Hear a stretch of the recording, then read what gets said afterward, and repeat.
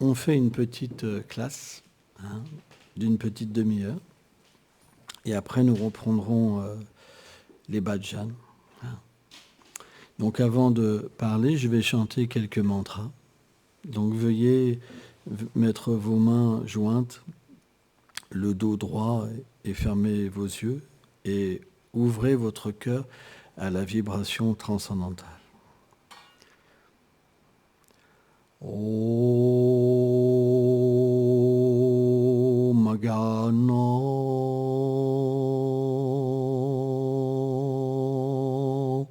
Timmirandasya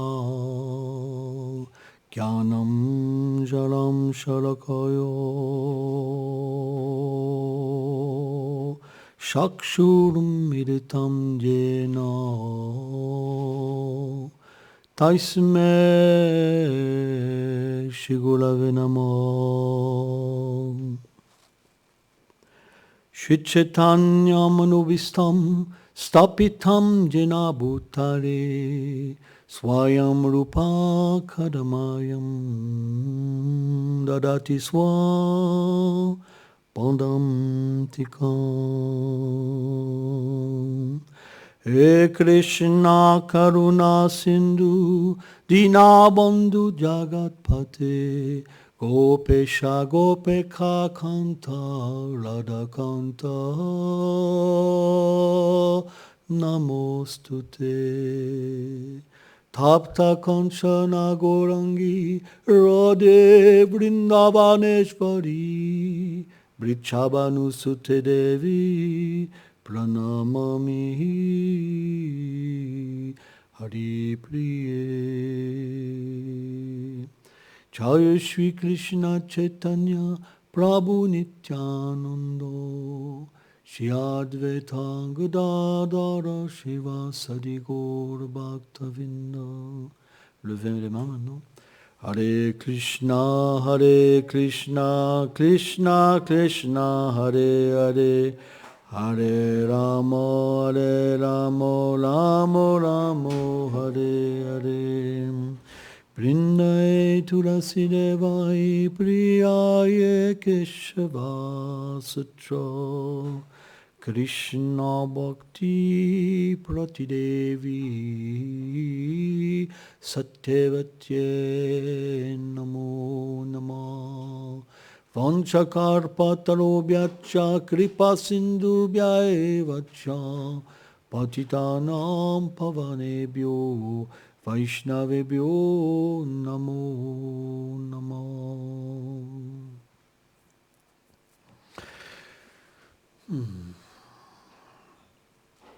Donc tout à l'heure, nous chantions le Maha Mantra des Krishna. Et certains peuvent se demander pourquoi nous chantons des mots étrangers dans une langue étrangère. Nous sommes en France, par exemple. C'est un peu un choc de culture quand on rentre dans un temple. Le point, c'est que les écritures védiques, donc Veda, ça veut dire la connaissance qui vient du Seigneur suprême, nous apprend que la France, il y a un langage, l'Italie, il y a un langage, l'Allemagne, il y a un langage. Les demi-dieux sur les planètes édéniques ont un langage. Et dans le monde transcendantal aussi, les planètes du Seigneur suprême, au-delà des univers matériels, il y a aussi un langage. La seule différence, c'est que le monde matériel, ce sont des mots matériels. Ça veut dire que si vous dites par exemple tomate, vous ne pourriez pas apprécier la tomate juste avec son nom. La substance, le jus, la forme, la couleur. Si vous n'avez jamais vu de tomate, vous pourrez imaginer par exemple que la tour Eiffel c'est la tomate, par exemple, ou un avion, ou ce que vous voulez. Mais en chantant le mot tomate, vous n'allez pas pouvoir réaliser le contenu du mot, parce que c'est matériel. Dans la sphère transcendantale, c'est expliqué que dans le son, tout est présent. Le nom, les attributs, la forme et les divertissements du Seigneur. C'est pour ça, lorsque l'on chante le nom Krishna, Hare et Ram, on peut, si notre dévotion est pure, ça veut dire si on veut se relier, si on veut comprendre notre relation avec Dieu, on peut expérimenter Prema, l'amour de Dieu. Alors on pourrait se dire, mais moi j'expérimente l'amour dans ce monde. En fait, les acharyas comme Krishnas Kaviraj Goswami Pad, dans le Chaitanya nous expliquent que l'amour matériel, c'est pas Prema.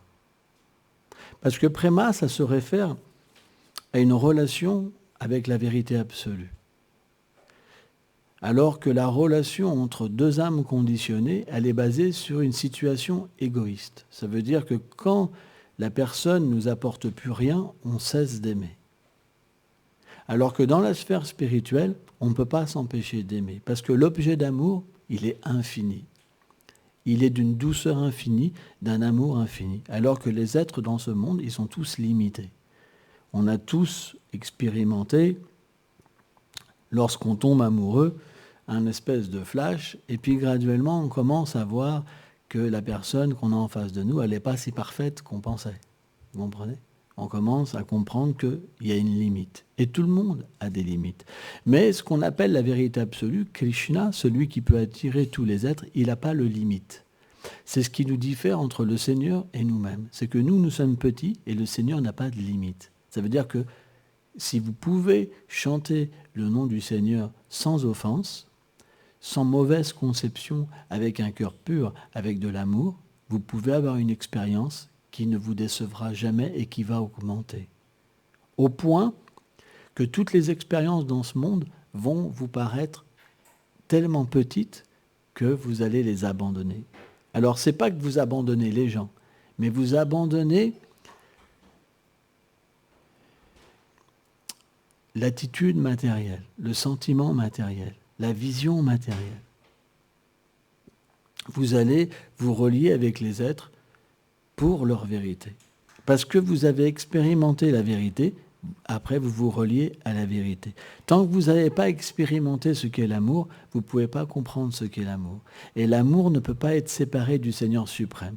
Sans ça, ça s'appelle kama. Kama, c'est ce qu'on appelle la concupiscence. Ça veut dire que quand la relation, elle n'est pas liée avec l'objet qui nous a créé, manifesté, et qui finalement, cet amour nous sépare de notre constitution par laquelle nous avons été faits, alors on appelle ça kama. Ça veut dire qu'il y a une coupure. Et on voit en fait ce kama, cette concupiscence, elle peut s'adresser qu'à certaines personnes, mais pas à tous les êtres. Par exemple, kama nous fait construire un royaume. Originellement, on habite tous dans la même maison, dans la même demeure, la demeure de l'amour. Mais quand on est séparé de cet objet d'amour, Krishna, alors on se prend pour Krishna, on se prend pour Radha et on crée notre royaume. Et dans ce royaume de Kama, de la concupiscence, il y a une limite. On ne peut pas accepter tous les êtres.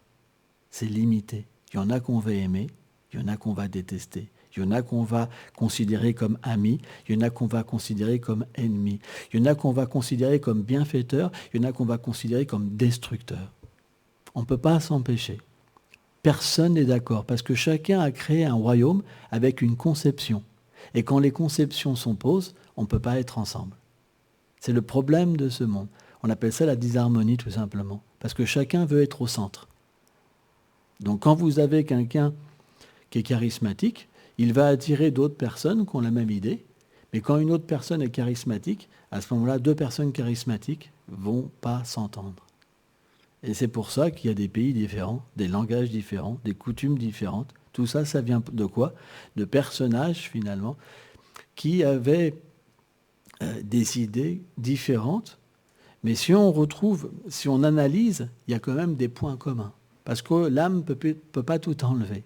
Elle a été créée d'une façon, même si elle est recouverte et même si elle est coupée, elle a ces mêmes propensions en elle, qui est d'aimer, d'aider, de défendre, par exemple. Mais c'est appliqué d'une manière imparfaite. Quand c'est appliqué d'une manière imparfaite, ça se répercute d'une manière imparfaite. Et automatiquement, ça amène quoi?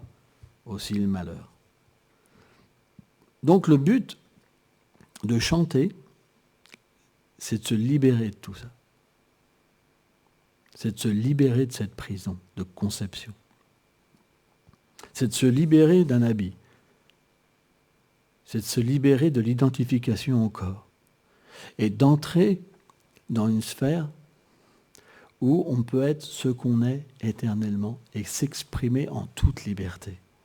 Et la liberté, c'est le propre de l'âme. Or, le problème dans le monde matériel, c'est que quand on agit dominé par kama, la concupiscence, par l'égoïsme, et qu'on veut assumer ses actes, dans le sens « c'est moi, c'est mon royaume, je suis assez grand », on doit prendre les réactions de nos actes. C'est là le problème. Il y a la loi du karma. Parce que ce monde-là, il ne peut pas exister dans sa pureté. Si vous voulez être Dieu, il faut l'assumer. Mais le problème, c'est qu'il y a des lois universelles. Le feu, par exemple, brûle. Je prends souvent cet exemple-là et c'est important, parce que quand on est gamin, on pourrait très bien se dire le feu brûle, mais moi, si je veux, le feu, il ne brûle pas. À partir d'aujourd'hui, le feu ne brûle pas. Mais par contre, si vous mettez votre main, ça n'empêche pas que vous allez vous brûler. Vous comprenez? Donc vous pouvez vous dire qu'il n'y a pas de loi universelle, qu'il n'y a pas de mort, il n'y a pas de naissance, il n'y a pas de vieillesse, il n'y a pas de maladie. Mais vous allez rencontrer pourtant la maladie. Regardez, aujourd'hui, tout le monde a des masques. Pourquoi il y a des masques? Parce que la peur est là. Parce que dans ce monde où on n'est pas libéré, il y a la peur. Il y a la peur du virus, il y a la peur de la mort, il y a peur de plein de choses. Ça veut dire que bien qu'on crée notre petit monde et qu'on veut qu'il n'y a que le bonheur, il y a quand même des choses qui s'infiltrent dans notre petit monde. On n'en a pas le pouvoir, parce qu'on n'est pas Dieu. Ces masques-là, c'est bien la preuve que vous n'êtes pas Dieu. Parce que dans votre royaume que vous avez créé, et tout le monde le crée quelque part, il y a des choses qui vont rentrer sans votre autorisation. Vous allez dire, la grippe ne rentre pas. Et la grippe rentre quand même. Elle vous prend, et après vous êtes malade, vous tremblez, et puis après on pleure comme une maman, comme un enfant qui appelle sa mère. Souvent les hommes, c'est un peu ça. Plus ils sont costauds, plus ils appellent leur mère quand ils sont malades. C'est bien connu. Il n'y a rien de pire qu'un gros costaud quand il a 41 de cheveux ou 42. Il ne peut plus rien faire. Il veut simplement qu'on s'occupe de lui comme un gamin. C'est un peu ça les hommes. Je sais, j'ai un corps d'homme. Je sais comment ça marche. Les femmes sont souvent plus fortes quand elles sont malades. Hein. C'est comme ça, la nature a donné ses rôles un peu à chacun. Hein. Mais le point, c'est que voilà, on n'est pas tout puissant. Donc quelqu'un qui est intelligent, qu'est-ce qu'il va faire? Eh bien, il va se dire, c'est absurde de créer mon monde. Il y a déjà un monde merveilleux qui existe. J'ai ma place. Pourquoi simplement j'ouvrirai pas ma porte au Seigneur suprême? Pourquoi je ne pourrais pas vivre avec lui? Et c'est ça l'expérience de l'amour. Qu'est-ce que c'est un dévot du Seigneur? C'est simplement quelqu'un qui vit 24 heures sur 24 avec le Seigneur, qui lui parle, qui s'occupe de lui. Il dit, mais Dieu, on ne peut pas s'occuper de lui? Si. Parce que l'amour se manifeste d'une manière parfaite dans le Seigneur suprême, dans le sens que bien qu'il soit tout, qu'il soit l'origine de tout, que tout émane de lui, il peut faire paraître par son énergie d'amour un manque pour que l'amour puisse se manifester, pour qu'on puisse s'occuper de lui. C'est ce qu'on appelle prema. Et quand on chante Krishna, quand on chante Hare, quand on chante Ram, hein, on rentre dans une notion où on peut exprimer notre amour. On a notre place dans ce royaume. C'est simplement que pour l'instant, on ne le veut pas. Parce qu'on veut être Dieu. Mais une fois que les expériences vont s'accumuler et qu'on va prendre des claques, parce que ce monde, vous êtes obligé de prendre des claques, on va trouver ça normal de quitter ce faux royaume qui nous pèse, parce que c'est comme un poids, vous savez, c'est comme des lourdes responsabilités, il faut tout maintenir. Vous savez, quand on est gamin, c'est simple la vie. On n'a rien à faire, juste à jouer. Vrai ou pas? C'est super comme vie. Mais par contre, dès qu'on est grand, ça devient compliqué. Il faut tout porter. C'est vrai. Et bien en fait, quand on vit avec le Seigneur suprême, de nouveau, on ne porte plus, on devient comme des enfants. Et la vie devient joyeuse. Dans le sens que même les difficultés que vous allez rencontrer, vous ne serez pas seul à les accepter. Et la difficulté deviendra de la joie. Parce que dans le moment de difficulté, votre amour et votre besoin de prendre refuge augmentera. Alors que quand on est matérialiste, quand la difficulté arrive, on se bat. Mais quand on touche une limite, parfois l'obstacle est tellement grand que ça nous détruit. Vous avez jamais expérimenté ça? Vous vous battez, puis à un moment, ça s'accumule, puis ça puis après, tout s'écroule. Mince, qu'est-ce qui m'arrive? Et là, c'est même ça peut être même l'envie de se suicider. Parfois, c'est dur ce monde. C'est extrêmement difficile. Extrêmement difficile. Mais quand cette relation, elle s'établit, vous perdez jamais rien véritablement. Parce qu'en fait, dans ce monde, qu'est-ce qu'on perd? On perd des choses temporaires. L'âme, elle est différente du corps. En ce moment, par exemple, on se prend pour Arthur Martin, je ne sais pas quel nom on pourrait être, un grand, un maigre, un beau, un moche, voilà, quelqu'un, un poète, etc. Mais notre nature éternelle est au-delà de tout ça. Simplement, par nos activités qu'on accomplit en ce moment et dans nos autres vies, on acquiert une conscience au contact de la nature matérielle et les désirs qu'on a font qu'on reprend une naissance sans fin. Alors on va se dire, pas terrible une naissance sans fin. Mais en fait, chaque naissance, ça permet d'atteindre de nouveau le but. Parce que si on devait accumuler toutes les naissances et les souffrances et les souvenirs de toutes les... Ça serait horrible comme vie. Ça serait horrible. Il y a des gens, mais ils ne veulent plus vivre, tellement que la vie est difficile. Donc, la naissance, c'est comme une nouvelle chance, un nouvel environnement pour atteindre la perfection. Alors, bien sûr, vous allez me dire, mais il y a des gens qui souffrent. Si vous avez fait souffrir dans cette vie, vous souffrirez dans l'autre. Si vous avez été riche, mais vous avez fait n'importe quoi de votre argent, vous deviendrez pauvre. Il faut avoir la connaissance. Notre but, ce n'est pas la richesse. Notre but n'est pas la pauvreté. Notre but est la vie intérieure. Parce qu'à l'intérieur, on peut tout obtenir, ce que personne ne peut obtenir par ses vies passées. Parce que l'âme, quand elle obtient le Seigneur, elle obtient tout. Elle devient libre de son karma. Complètement libre. Et c'est ça que tous les êtres cherchent. Ils cherchent la liberté. Mais est-ce qu'on est libre? Non, parce que l'action engendre une réaction. Vous pouvez faire ce que vous voulez.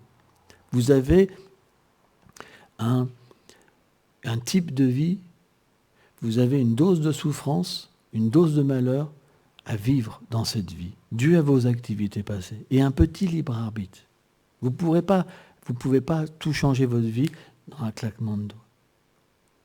Par contre, l'abandon au Seigneur suprême permet à l'intérieur de complètement changer sa vie. Même si extérieurement, tout paraît la même chose, intérieurement, vous pouvez rencontrer qui vous êtes, votre forme, votre nom, vos attributs et votre place dans les divertissements du Seigneur suprême. Et ça peut être donné par le pur nom. Alors, il y en a qui chantent et qui expérimentent rien. Il y en a qui chantent et qui expérimentent cette conscience. Pourquoi certains expérimentent? Pourquoi d'autres n'expérimentent pas? C'est simplement le désir. Il y en a qui désirent entrer dans le royaume divin et il y en a qui sont encore attachés à leur petit royaume. Donc quand ils chantent, ça ne marche pas. Ils peuvent avoir un certain aperçu du Seigneur, mais pas complet. C'est comme si, par exemple, vous invitiez dans un royaume imparfait le parfait. Il ne peut pas venir complètement dans votre vie. Parce que ce royaume-là, il ne lui convient pas. Il est trop petit. Il est trop imparfait. Donc il va se manifester à un tout petit niveau, religieusement. Il pourra vous parler à votre niveau, vous donner la connaissance à votre niveau. Mais quand vous désirez véritablement entrer dans sa demeure, à ce moment-là, tout est possible. Mais il faut un abandon complet, à Kinshana. Il faut être sans désir matériel. Et ça, le fait d'être sans désir, c'est pas un renoncement aride. On va vivre dans une grotte avec de l'écorce d'arbre sur nous. Hein. On va manger que des racines. Hein. Non, le renoncement, ça veut dire quoi? Ça veut dire que on vit avec lui éternellement à l'intérieur et à l'extérieur, on le sert à travers les êtres vivants et l'environnement. C'est pourquoi l'expérience de la dévotion, elle est merveilleuse. Elle n'est pas en opposition avec la vie de ce monde. Elle permet d'engager ce monde, qui est finalement l'énergie du Seigneur. On dit l'énergie matérielle, c'est l'énergie externe, l'énergie pervertie du Seigneur suprême. C'est pourquoi, si l'on chante, on aura tôt ou tard ce désir qui viendra dans notre cœur, cette expérience. C'est juste question de temps. Parce que le chant, c'est comme un appel. Hare Krishna, Hare Ram, ça veut dire « viens me chercher ». Viens me chercher. Et le Seigneur est très miséricordieux. C'est d'expliquer, bien que nous chantons sans véritablement comprendre cette relation qu'on a avec lui, lui, il nous aime véritablement. Il est vraiment notre ami. C'est d'expliquer même, Ishvara Sarvabhutanam, qui nous accompagne dans notre cœur même en tant que l'âme suprême. Vie après vie. Il attend simplement que nous nous tournions vers lui. Mais à chaque fois, nous essayons toujours d'aller ailleurs. Toujours. Et lui, il attend. Pourquoi? Parce que le temps n'a pas d'influence sur l'âme. Et ça, c'est très difficile à comprendre pour l'âme conditionnée. C'est que nous, on voit tout par rapport au temps. Mais dans le monde du Seigneur, dans la réalité du Seigneur, c'est l'éternité. Ça veut dire que le temps n'a l'influence que sur l'âme conditionnée. Le temps n'existe que dans le monde matériel. Le temps dévore tout. La preuve, c'est que là, je viens de parler, mais je suis déjà mort d'une heure. Vous êtes tous morts d'une heure. On ne s'en rend pas compte. Mais à chaque instant, la mort nous dévore et dévore toute chose. Et c'est une réalité. Or, l'âme, Najjate Mitei Bat Kadachin, elle ne peut pas être touchée par le temps. Elle n'est jamais née. Elle n'aura jamais de début, jamais de fin. C'est quelque chose d'inconcevable qu'explique Krishna dans la Bhagavad Gita. C'est pourquoi, lorsque nous chantons en fait les saints noms, nous nous libérons en fait de la conception du temps, de la conception de l'ignorance, de la passion, de la vertu, qui nous conditionne et qui fait qu'on devient identifié aux transformations du corps. Ainsi, un temple, ça devrait être un endroit où on reçoit la connaissance, parce que la connaissance, si elle n'est pas pure, on ne peut pas comprendre pourquoi nous chantons et comment chanter. Parce que si nous chantons en pensant qu'on est Dieu, ça ne va pas changer grand-chose. Par contre, si on comprend qu'on a un problème et qu'on doit rétablir un lien et être introduit dans une sphère spirituelle pour comprendre notre réalité, notre liberté, alors ça va fonctionner. C'est pour ça qu'on a besoin de connaissance. La connaissance va être la conscience, elle va nourrir la conscience avec laquelle nous allons pouvoir nous relier.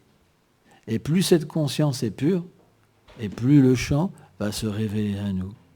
En fait, comme on disait, c'est que ce chant, le saint nom, la vibration transcendantale, comprend la forme, comprend les attributs du Seigneur et comprend ses divertissements. Juste un nom est illimité. C'est pourquoi on ne devrait jamais chanter en pensant que le nom est matériel. Il y aura un bénéfice, mais beaucoup moins.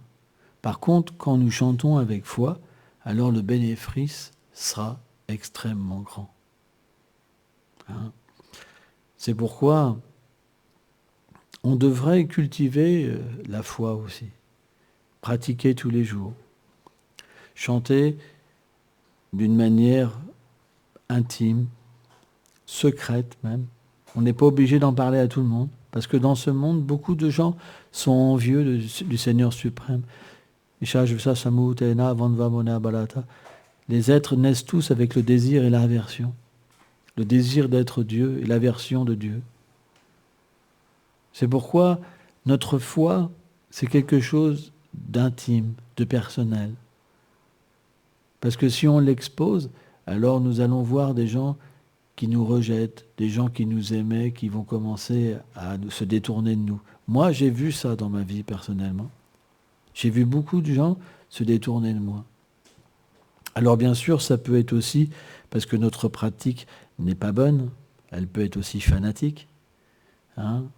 Des fois, dans les débuts, on peut penser que moi j'ai été sauvé et pas les autres. Mais c'est pas comme ça la réalité spirituelle. La réalité spirituelle, c'est que l'âme, elle est parfaite. Et tout le monde est parfait. C'est simplement des couches qui recouvrent les êtres. Donc, la conception spirituelle, c'est que tout le monde a cette miséricorde, peu importe comment elle se manifeste. Tout le monde reçoit de l'aide. Il n'y a pas de meilleur, il n'y a pas d'inférieur. Il y a simplement des visions qui sont parfaites et des visions qui sont imparfaites. Quand la vision est imparfaite, alors on pense que le Seigneur n'est que chez nous et qu'il n'est pas chez les autres. On pense qu'on est sauvé, mais les autres ne sont pas sauvés. Mais quand on pense comme ça, est-ce qu'on est vraiment sauvé? Est-ce qu'on est vraiment libéré de la maladie, de l'envie? Est-ce qu'on est vraiment miséricordieux? On devrait se poser cette question. On doit être une source de belles choses pour les êtres, une source de miséricorde et pas une source de malédiction. Combien de fois, moi, j'ai rencontré des religieux, peu importe la foi, qui presque maudissaient les gens, en fait, parce qu'ils avaient une autre façon de penser. Mais c'est brutal, c'est violent. Il y a des mots qui vont apparaître comme mécréant. C'est mécréant, mais c'est un truc de fou. Mécréant, ça veut dire t'es à abattre. Et finalement, combien de personnes ont coupé la tête au nom de Dieu, massacré de gens au nom de Dieu? Mais c'est des millions de personnes qui ont été massacrées au nom de Dieu. Et tout ça pourquoi? Parce que la pratique n'est pas pure. Et les dirigeants ne sont pas purs. Donc on doit avoir une pratique parfaite. On doit chanter avec le désir de devenir parfait et pas être influencé par des gens, finalement, qui vont nous attirer vers quelque chose qui est malsain. Moi-même, quand j'ai commencé la vie spirituelle, j'ai vécu dans des ashrams et je suis arrivé avec vraiment un cœur aimant, quoi. Avec un cœur débordant de vouloir l'amour, toi, etc. Et je me suis retrouvé entouré de fanatiques qui finalement n'appréciaient pas trop mon sentiment. Et